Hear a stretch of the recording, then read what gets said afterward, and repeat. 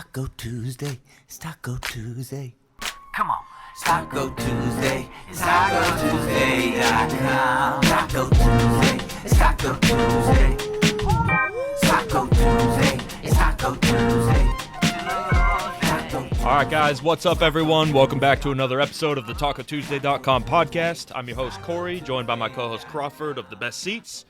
Today's podcast is brought to you by Herradura Tequila.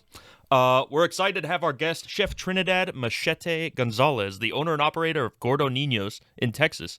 What's up, man? What's up, y'all? Welcome, man. Appreciate having me on the podcast, first and foremost. Dude, appreciate you coming on. Happy to represent Houston. Let's go, my man. So, I guess a good starting point for you would be you built this life that you have from the ground up, right? Oh, yeah. So, tell us a little bit about how you got started and how you like where you started and then how you got to where you are now. Man, I started cooking when I was young, like 8 years old, doing some mom and pop type recipes. My dad was an outdoor cook, on the barbecue pit. My mom was an indoor home cook style. So I kind of just mimicked what they did and watched what they did and just kept growing with it throughout life. Eventually, man, landed me I lived in San Diego. I worked at a Japanese kitchen right there, and then the Gas Lamp District, man, and can I cuss on here now? Oh, yeah, you're good. Yeah. Oh, yeah, good. Man, I worked my ass off, honestly, being a dishwasher up to making rice and shit. So, and then kind of, I took on that type of culture, that style of cooking. And that's why I got really engulfed in it, But other than that, everything in life brought me back to cooking. I started doing my tacos, though, back in 2018. I was doing them just out of a mechanic shop, man, doing street style, flipping them tacos on the street corner, doing dollar pastor tacos. And, man, just persistence and key is the key, you know what I'm saying? So we took it, and now we're at this level where we're at now. Now we're voted best tacos in Houston 5 years in a row. So people's Dude, choice. I saw that. Congrats, by the way. That's awesome, dude. Thank you, my friend. Appreciate it, brother. Yo, that is a wild achievement. I mean, like for people that don't know, Houston's got I think last time I saw it's like 85 different nationalities and countries are represented. Like people want to talk about melting pots. Yo, Houston is a different animal. What's it? I mean, 5 years in a row in that food scene down there. I mean, for people that don't know, describe the food scene in Houston a little bit. Oh, dude, it's all Hispanic culture style mixed with like whatever else, all fusion style. You got Tex-Mex, you got like Guatemalan, you got Venezuela. So there's tacos galore. You can walk down the street and get 5 different ones. Within the same block in some places. So, it's different. Nice. So you're pretty well known for being like a really well-respected guy in your area. Everybody that comes across you, they love you. They love your food. It sounds like working for you is pretty rad. Oh, yeah. You're definitely not afraid to get your hands dirty, it looks like. Looks like you're down to get in there and do the dirty work with your team. Oh, bro, that's teamwork, man. That's the only way to do it, brother. Yeah. I also wanted to mention that you make grills for your employees after 90 days. Can you tell us a little bit about that story? You damn right, bro. So we from H-Town, we got the grills. I got my grills, Every employee, if you're with me for 90 days, you make that achievement. You went through the gauntlet, the Machete gauntlet, you know what I'm saying? You're in. And we always give them a grill. So it's a 6-piece grill. We actually got one of my cooks now, Destiny. She just got her grill. She's about to get molded up for this week. So it's kind of cool, man. It's just a little incentive. Nobody's doing it like we are. So. Yeah, you're definitely the only person I've ever heard of that does that, man. How did you get the idea to make grills for people? Man, Houston, it's like changing your underwear. You know what I'm saying? Everybody's got a grill. I mean, my mom even has a grill. You know what I'm saying? Oh, dude, that's hilarious. I mean, that part of Houston culture, whether it's the grills, you're going to talk about like Slab, like the lowriders down there, everything. Oh, yeah. I mean, like, being part of that world is just, I mean, it's awesome. I mean, it's been years since I was last in Houston, but I mean, last time I was there, it's just everywhere. That cultural part of it is massive. Houston loves Houston, bro. We just can't get enough of it. You know what I'm saying? Yeah. It's like a big family. Yeah. So I know you do a lot of things to give back to your community. I know that's important to you. What kind of stuff are you doing to facilitate that? Like, how does that happen for you? Man, we do a lot with the kids. Like for me, man, if you can give a kid a good meal or a new chance in life, but something they can't get with where they're at right now, we try to make that happen. We've done Kids Meals Houston where we've donated full meals all the way back to them to give out to the community. We've done a lot of other things with inner city kids, that are just they can't even go to school, so we go and we drop them meals and stuff like that, man. So other organizations from different multicultural organizations I've worked with around the area, and kind of came out, just cooked, just being there, being a part of it, So I'm all about my community, no matter what. What I'm saying? But the kids is the most important thing. We've done cancer research. We've done, young moms and all that good stuff like that. Anchor Point, all this good stuff. So, man, we just try to get it where we can and make sure everybody's taken care of on our end. Right. That's dope, man. Good for you.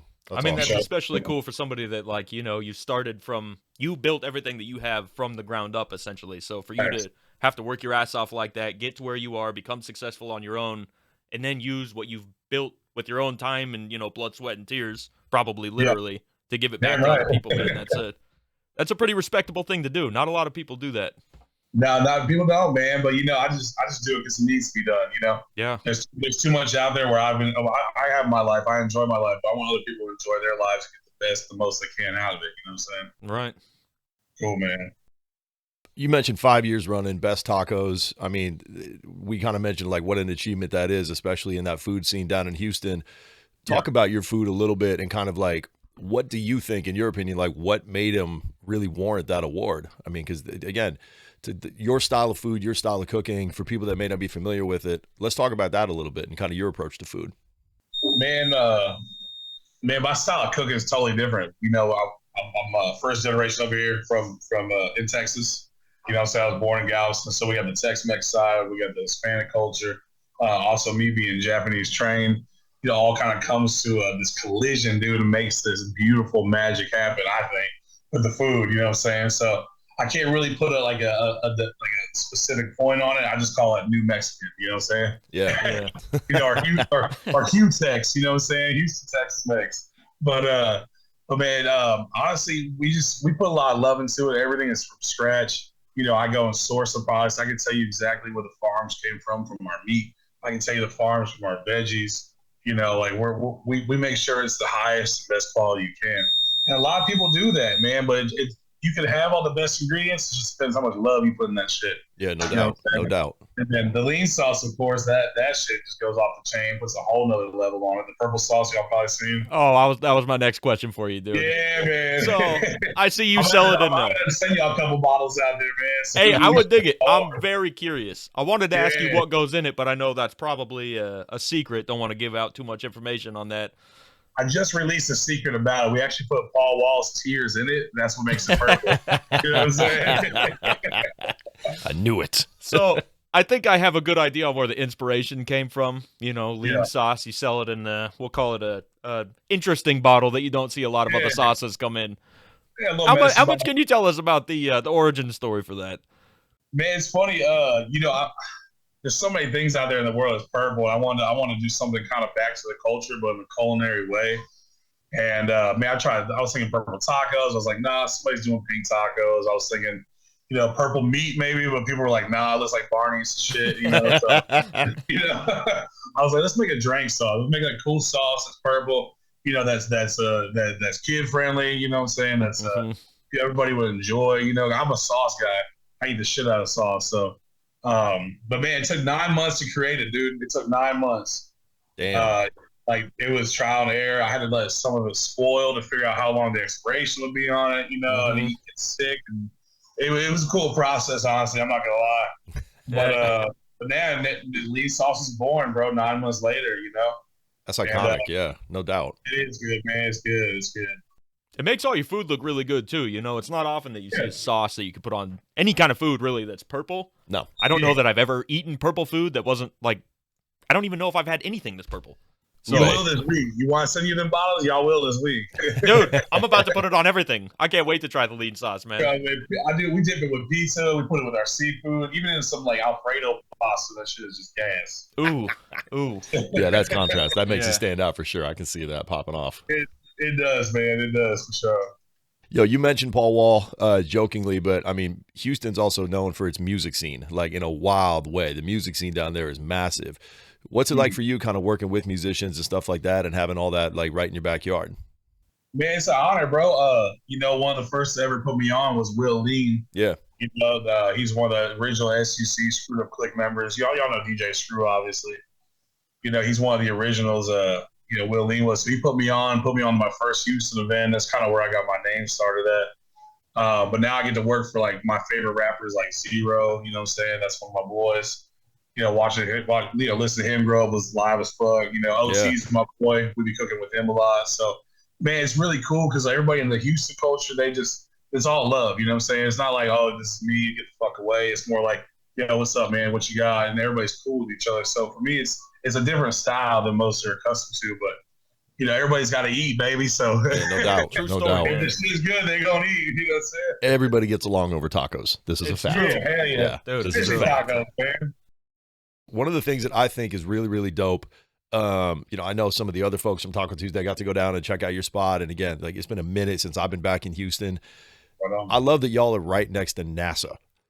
Yeah. Has any shit ever like fallen off and like landed in the backyard or like parking lot or anything? Like, it's not Boeing, but we get some strange sounds over here, but other than that, man, it's all classified. I just love the idea of all these like really, really, really smart scientists rolling through and just crunching down on like lean sauce tacos. Yeah, like bro, they do every day. Like a majority of our clientele is NASA. We got Boeing, like you said. We got Collinsworth, Axiom. Oh yeah, no doubt. They're all right here, man. So it's cool to watch some astronauts because I'm a big space guy, man. I love everything about it. Dude. You know what I'm saying? So like that shit's sick. To be next to them and have the astronauts come and eat this, and they're like, bro, we need to get this in space. Yo, lean Like, sauce on the International Space Station. Bro, we're trying everything. We're trying to freeze dry right now in the process to make it perfect. So we can do that, but like an MRE taco. Yeah, I love that. Yeah, because they're allowed to. So astronauts are allowed to like choose their favorite meals, and then they decide to obviously get the whole package up for them while they're up there. Yeah, I didn't know that. So one of them was like, yo, if you can get the sauce this way, let's do it. That would be, I mean, you want to talk about like make sure you take a selfie when you're up there type of situation. Yeah, major fucking milestones on that. That is marketing right there. I mean, people would come literally from all over the world to be like, dude, I need to try that lean sauce that I saw in space. Yeah, exactly. So I was looking into you a little bit, and I saw some pictures of you with, it looks like people that work at the space station, astronauts, what have you. Can you tell us a little bit about that? Like, how did you make that happen? Just being close to NASA? No. I mean, honestly, yeah. I mean, man, I guess it's word of mouth, brother. Honestly, we went to the buoyancy lab a couple months ago. We got invited out there. Cool. We're actually to test the suits and all that and train with them, bro. And that was super cool. And one of the guys that was actually an astronaut that was going down, he was like, "Oh shit, Machete, what's up?" So it's just this word of mouth, man. That's fire. We're so close. Like literally, bro, we're a block and a half away. Yeah. You know what I'm saying? So that reach right there is just, it's different. That's really dope. Dude, that's so cool. Yeah, I got to go check out the Kennedy Space Station in Florida and see a rocket launch, and they have like a job that the only thing that these people do is they go and collect turtles, right? Like this giant vehicle will drive the rocket ship from like the facility to the launch site, and these people will walk in front of the vehicle and like move turtles out of the way because I guess turtles like play in the rocks. That's crazy as hell. I know, right? I'm like, dude, you guys got to give me a part-time job like 3 months out of the year. Go out there and move the turtles. Bro, that's God's word right there. That's dope. Yeah, right. You know what I'm saying? Yo, tell us a little bit about like Houston itself for people that haven't been there and they want to check it out or they like need to explore that because it's a big city. I mean, for people that haven't been, it is big, it is flat, it goes on forever. It's a big ass town. What are some of the things that people should look out for when they go to check out Houston and check out your spot? Man, make sure you get a comfy car to drive in because you can go from one side of Houston and still be in Houston 2 hours later. Yeah. You know what I'm saying? But other than that, man, there's a lot of cool shit, baby. Like Houston's so close to like Austin. You can go to Austin about 2.5, 3 hours. San Antonio about the same time. Houston itself, man, we got malls, we got the beaches and stuff. Not as good as where y'all are at. Don't get it twisted. Orange County got the best, but it's true. Yeah, we got the monopoly on that one. But yeah, no, damn sure. But man, it's just you can literally do anything you want. If you find that, you literally go on Google and be like, yo, I want to go parasailing today, or yo, I want to go skydiving, or yo, I want to go bull riding, or yo, I want to go race cars. It's in Houston. We got that. We got that unlocked. So it's like a playground, I guess, for Americans. all of your kind of life experiences that you took into your food and your restaurants and like your restaurant culture. I specifically want to come back to the time you did in Japanese restaurants, because like I know I have chef friends that have worked in Japanese restaurants or Chinese restaurants, and that's a humbling experience. Like they're on a different level. What are some of the things that you took specifically from that gig that you put into kind of like your everyday operations? Man, discipline, bro. I'm not gonna lie. Discipline was the biggest thing. Like you said, humbling experience, man. That was truly a humbling experience. Like they'll make you feel like dog shit, but at the end of the day, you know you did right, and they make you feel better as a person as a whole. And even in my everyday life, man, the organization I learned from that, being in the kitchen, setting up my mise en place, getting all that going. That was very crucial to learn, and I learned the hard way. I learned from the bottom up, but it was worth every bit of it, and I wouldn't change it for the world. Yeah, that's awesome. Yeah, good for you, man. Yeah, you had mentioned how you have everything coming in really fresh, and I know that one of the things that you can get right there from the Gulf is fresh shrimp, and you've talked about that before. Dude, I was a seafood salesman for a couple of years, all right? There is a huge difference between, like, shrimp that was frozen or shrimp that is fresh, like, comes off the boat, goes to the facility, gets shipped out to the restaurant, and then it's in the pan. No, you're right. You're 100% right. The shrimp, like Gulf shrimp-wise compared to, like, Argentinian shrimp-wise, it's totally different, Mm-hmm. The flavor compounds. Like, here in the Gulf, it's super salty. Like, we have the brown shrimp. It's like a sweet, salty flavor, man. It's totally, you can't get nowhere like that.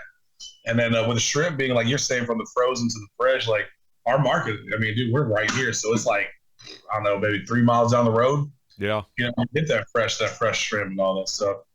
The biggest thing about it though, too, keeping it, when you freeze it, obviously it's, cold from the outside in and get all that frostbite. Now I found out with Gulf shrimp, I don't know if it's the same with all shrimp, but Gulf shrimp, it gets hot from the inside out. It's got a whole nother compound in it. Yeah, bro, it's crazy. So once you get the science down about that, that's when you know the taste is where it comes from. Damn. I know that Houston is such a town of like mashups and different things, whether it's like the Via Cajun or like all these different combos. Oh, yeah. What are some of like the inspirations you choose from some of these other, like, I know a lot of people don't like the word fusion, but straight up, like it's a town of fusions, like just cultures coming together and flavors coming together. What are some of the really cool, like either flavors or combinations that you've seen that are just like, they literally, it seems like they only happen there.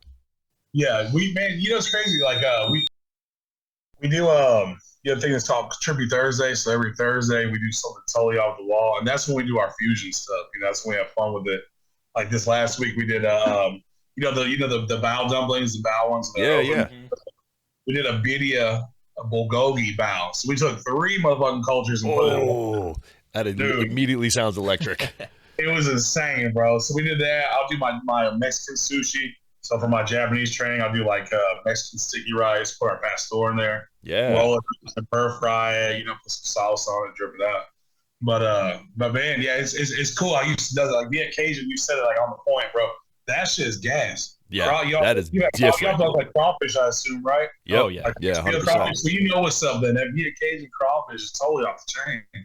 Yeah, that's a whole different flavor. And man, I made the mistake one time of like, I was like, no, I'm good. I'll get the spicy. Put me on my ass. Like, yeah, I bet it did. That was a bad day.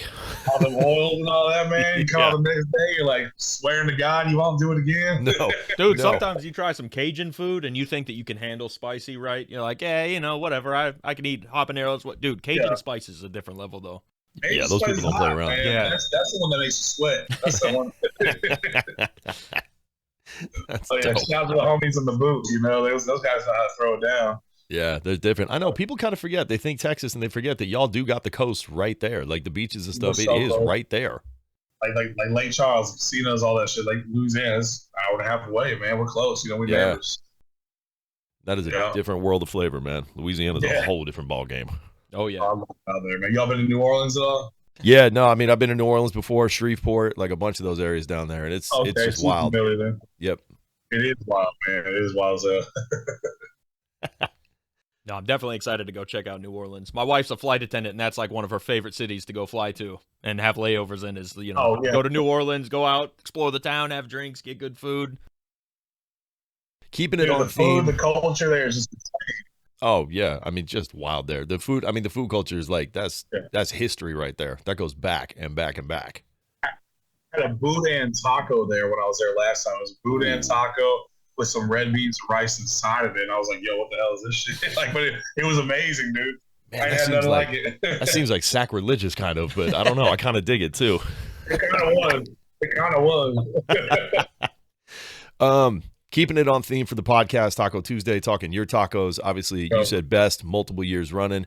Does that put any kind of pressure on you guys to like just keep kind of stepping up and just keep really executing and aim for that next year best taco? Man, we just keep it consistent, bro. We just keep it consistent. Consistency is key.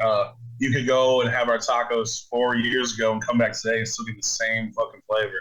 You know what I'm saying? I think that's what makes us us, you know? Yeah. You know you're going to get that same flavor. You know nothing's going to change. You know it's going to be the same $2 taco, you know? And for us, that's all we need to know. You know what I mean?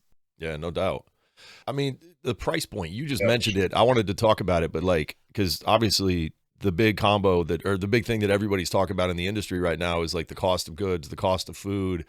You know, there was a story I just read from somebody that like had to double the price of their burrito. And I think it was in a different city that there were other factors at play, but like, how are you guys doing that financially? Like with keeping your food costs down, it's stuff like that. I mean, you got to be operating on really, really good like executions to do that. It is, man. It's a kind of a science to do. You know, I know how to cook. That's great. But it took a long time to learn how to understand how the market shifts and works. You know, for me, I always told myself I'll never change the pastor taco after I change it from $1 to $2. And even if I have to eat the prices on that, I'm going to eat the prices on it. It just is what it is. We have other products, obviously, our quesadillas. We call them killadillas. Those are badass. We've kept those the same. It's just, man, it's kind of like Arizona Iced Tea, how they did their shit. You know, they're like, yo, we're still going to say $1. We're not going to about you because this is what you're used to, and we love y'all for this. And, you know, people understand that with us, and we get the same love back. So it's still going to come back tenfold no matter what. That's like the Costco hot dog. You know what I'm saying? Somebody mentioned they're going to raise the price of the Costco hot dog. I was like, no, get the pitchforks. We ain't having that. Like, it's nothing They sacred. raise the price of the hot dog? I think they were talking about it for a minute. No. There was some rumor. They're like, Costco's going to raise the price. And people were like, no. Hasn't it been like $1.99 for a hot dog and a soda for like a decade? Yes. Yeah, I know chefs with like Yeah. many restaurants that still swear that's like one of the go-to items. Yeah. But It's a whole good big gauge of topic. like your customer loyalty, though. You know? Like, Yeah. things get a little rougher like that, and people are Yeah. still going to come back to you because they just love you. They love your product. You know, they just Yeah. kind of roll with the punches with you. You got to, man. You got to, man. Oh man, I love it. I love the story. I love how involved you are in the community and really just like digging into it and supporting and really making there's a sense of pride that I really dig, and that sense of like Houston pride and really proud of that town. Straight up, brother. Straight up. We do it for the culture, baby. We don't do it for nobody else but that. I dig it. I almost want to come work. I want to grill. God damn it. Like put my 90 Hey, days you in. let me know. I'm going to come out there. I can roll you guys up, send it to my cooler, and we'll get it going, baby. Dude, that would That'd make be that spot a electric. little bit more dope, I think. I'm going to send y'all a care package, though, for sure. I'm going to send y'all a couple of things. Oh, man, we'd Did love y'all that. try it out? I'm beyond I fired know. up with lean sauce. For the lean sauce, because I know you got like some merch. Like I know it's a shirt for women, but the Tacos Over Vatos t-shirt, and you got some merch and the lean sauce. For people that are listening that may not be in Texas or in Houston specifically, can people just buy it straight up and like get it shipped to them? Yeah, we ship all the way from Hawaii to Maine, all the way from Michigan to Texas. You know, we cornered the market now. We do nationwide shipping. Okay, dope. Obviously, in Houston and get it. We got about 15 stores in Houston. But yeah, it's just go on the Lean Sauce Instagram or chefmachete.com and shoot, you're in there. So y'all can go order lean sauce. I have a question though. What are y'all eating over there? We're keeping it easy today. Both of our I see y'all snacking I'm on in my something. fat phase. We got chips, we got salsa from my friends over at Melissa's. Yeah, we chilling. We keeping it easy today. Most of the time when we do in-persons, we'll do like big taco platters and stuff, but it's always a little harder when we're doing the remotes. As much as we love the remotes, we always kind of we didn't want to be rude and just over here stuffing our faces, especially because it ain't your food. So Right. I got some Cheetos, man. We go eat together. Oh, there we go. Okay. Cheers, baby. there we go. I love Yeah, that. Yeah, no, if you come into the studio, man, when you're out here, you know, exploring LA, doing what you're doing, we'll maybe rep some shirts, get some lean sauce on the table. And, Yeah, we'll throw it down for sure. Yeah, we'll throw it definitely down. let y'all boys know when we get out that way for sure. hell yeah. That's dude. awesome, brother. All right. So, besides your website, on social media, what have you, where can people find you and your products? You can type in Google, type in Chef Machete. I'm the only guy that'll pop up. Danny Trejo won't even pop up no more. Damn, you Trump Trejo? That's some. Trump Trejo, Don't come for man. us, Danny Trejo. No, that's my boy. No, I love him, man. Danny, It's the homie. Yeah. That's actually how I got the name Machete, right? So Yeah, I was going to ask. When I was working in San Diego, man, just being a dishwasher, I started moving up to prep work and cutting veggies. I worked with some Guatemalan dudes, man. They were like, "Oh, machete." Well, that's when the movies started coming out. You know, that kind of dates it back a little bit. And they were like, "Oh, your name's Machete." That's so I just awesome. That shit, bro. My knife skills are crazy. So Shout out to Danny Trejo. yeah, Keeping it man, real, man. That's one guy I want to meet, man. He seems like a cool dude. So do I, actually. Danny, Who doesn't We want don't know to if you meet watch Trejo? the show, Danny, but please come on. yeah, if you watch him, Danny, he got Trejo tacos too, man. They all look Yeah, good. no doubt. Hell That'd be yeah. Awesome. Well, Oh, sweet, yeah. brother.